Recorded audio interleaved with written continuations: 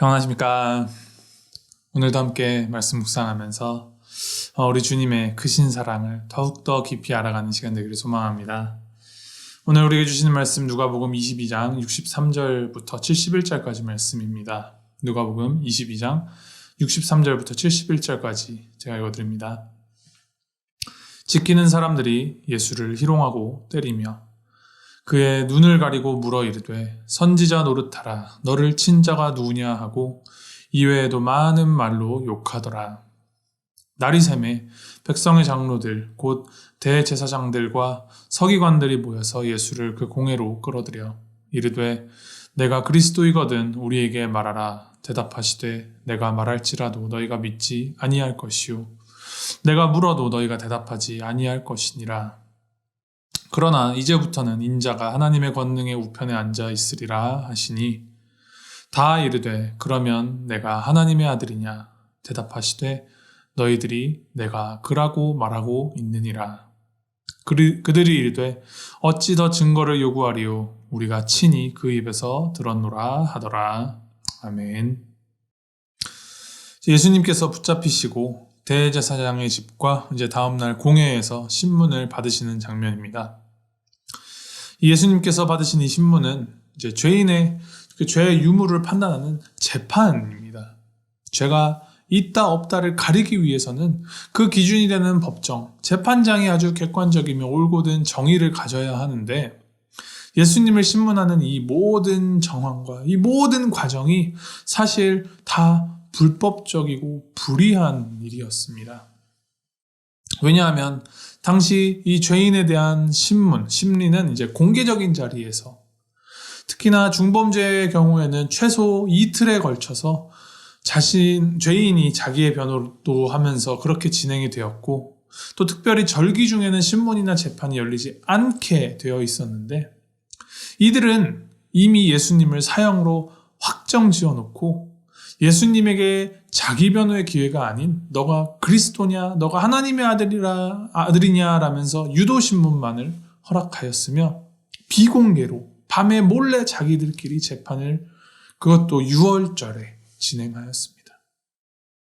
이 모든 것을 이렇게 불법적으로 번갯불에 콩 구워 먹듯이 진행한 것은 자기들이 원하는 바 예수님을 죽이기 위하여서 이미 사형이라는 결과를 만들어 놓고 짜고 치는 재판이었기 때문입니다. 예수님은 심하게 매질을 당하여 고통을 당하시고 멸시와 조롱을 당하셨습니다. 그들이 64절에 보면 예수님의 눈을 가리고 때린 후에 너가 선지자라면 누가 때렸는지 맞춰보라 라면서 그런 비인격적인 조롱을 멈추지 않고 많은 말로 욕하였다라고 기록합니다.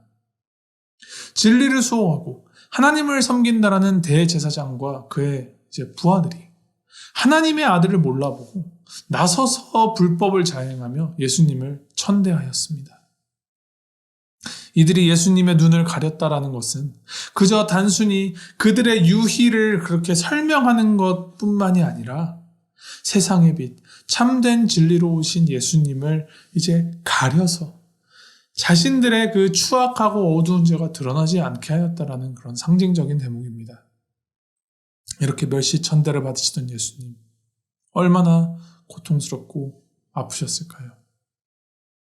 그런데 예수님께서 이렇게 고통을 당하신 것이 사실 이사야 선지자가 예언하였던 그 그리스도에 대한 오실 메시아에 대한 예언의 말씀을 하나하나 다 이루어가는 증거가 되므로 이 고통 가운데에서 오히려 예수님의 메시아 되심을 더욱더 밝고 명확하게 보여주고 있습니다.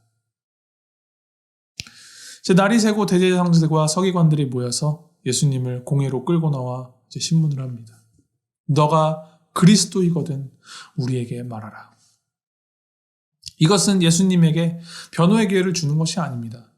답이 예스이거나 노이거나 상관없이 이미 예수님에게는 사형 선고를 확정 지어놨습니다. 답이 예스라면 내가 그리스도이다라고 한다면 신성모독의 죄목으로 사형을 선고할 것이고 노 아니다라고 한다면 너가 백성들을 거짓된 말로 선동한 사기꾼이다라고 몰아서 사형을 선고하기로 이미 작정하였을 것입니다. 이들의 그 악함을 간파하신 예수님은 이들의 악한 양자택일의 프레임을 넘어서는 답을 주십니다. 내가 말할지라도 너희가 믿지 아니할 것이요 내가 물어도 너희가 대답하지 아니할 것이니라. 그러나 이제부터는 인자가 하나님의 권능의 우편에 앉아 있으리라.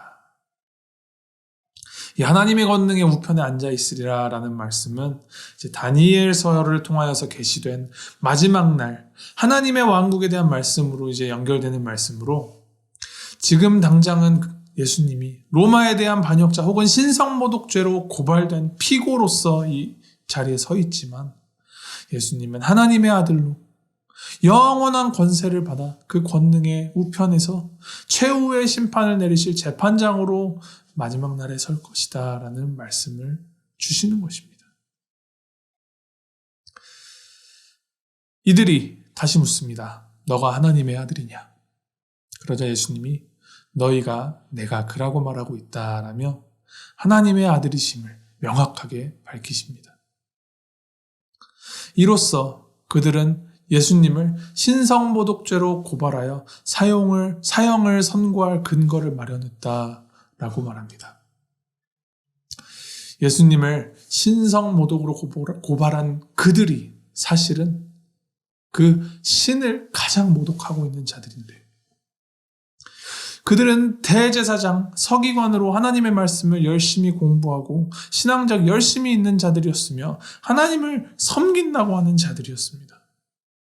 그런데 정작 우리를 위하여 이 땅에 오신 하나님의 아들 예수님이 자신이 하나님의 아들이라고 명확히 그들 앞에서 밝혀주셨음에도 불구하고 내가 자신들이 원하는 하나님이 아니라는 이유로 역사의 기록에 지워지지 않을 죄를 범하고 있습니다.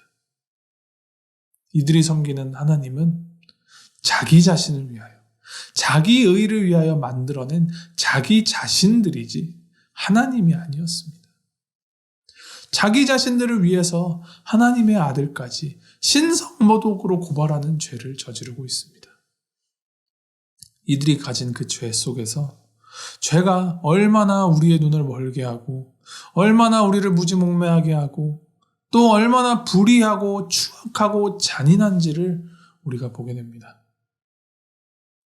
이들은 예수님의 눈을 가리고 때리고 조롱하였지만 정작 눈이 가려진 것은 그들 자신이었습니다. 이 안에서 우리 인간이 얼마나 하나님을 필요로 하는지 생각하게 됩니다. 오늘 말씀 묵상하면서 여전히 우리가 희망할 수 있는 것은 이 고통과 박해 속에서도 예수님은 잠잠히 참아주시고 끝까지 그들에게 내가 하나님의 아들이다. 내가 그이다. I'm the one. I am who I am. 라며 하나님이시라 말씀하여 주고 계신다는 것입니다. 고통과 박해를 받으심으로 말씀된 그 예언을 이루어 가시는 하나님의 그 살아계심 때문에 끝까지 눈을 가린 자들에게 눈을 떠서 하나님을 바라보라 초청하여 주시는 그 하나님의 긍휼과 사랑 때문에 우리는 여전히 죄인임에도 소망이 있습니다. 우리의 하나님, 참 하나님을 바로 보는 믿음 가진 우리가 되길 소망합니다. 죄의 자리를 떠나고 어두워진 우리의 눈을 떠서 빛 대신 예수님을 바라보고 예수님을 향하여서 진리로 살아가는 우리가 되기를 소망합니다. 나의 것, 나의 자존심, 나의 의, 이 모든 것들 다 벗어버리고 신실하게, 진실하게 우리를 위하여서 박해와 조롱을 감내하시고 십자가에 달려 죽으시기까지 감당하신 예수님을 따라서 겸손하게 살아가는 저와 여러분 모두가 되기를 주님의 이름으로 축복하고 소망합니다. 함께 기도하시겠습니다. 하나님 아버지, 주님을 조롱하고 박해하였던 대제사장들과 서기관들, 자신을 위하여서 예수님을 죽이기까지 한 이들의 그 추악한 죄가 우리에게도 있을 수 있음을 생각해 봅니다. 하나님, 나 자신을 위하여서 주님을 죽이려는 이 어리석음과 무서움이 내가 하나님의 아들이라는 그 예수님의 말씀을 듣고도 눈을 가리고 귀를 닫게 하였음을 생각합니다. 그러나 하나님, 그러한 우리의 그 모든 죄를 사하시기 위하여서 기꺼이 고통과 박해를 감내하시고 십자가에서 그 모든 죄를 씻기신 주님의 은혜가 그 모든 죄들보다 더 크고 위대함을 기억하며 주님 앞으로 나아갑니다. 하나님 아버지, 오직 주님의 은혜에 기대어서 주님께만 붙들려서 온전하게 길이요 진리 되신 주님을 우리의 마음과 우리의 삶의 주인으로 삼고 주님만 섬기며 주님만 따르며 살아가기로 결단하게 하여 주시고 그 주님의 주님 되심을 증거하며 살아가는 우리가 되도록 인도하여 주시옵소서.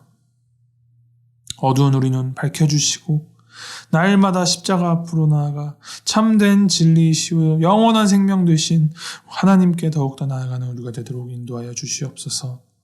예수 그리스도 이름으로 기도하였습니다. 아멘.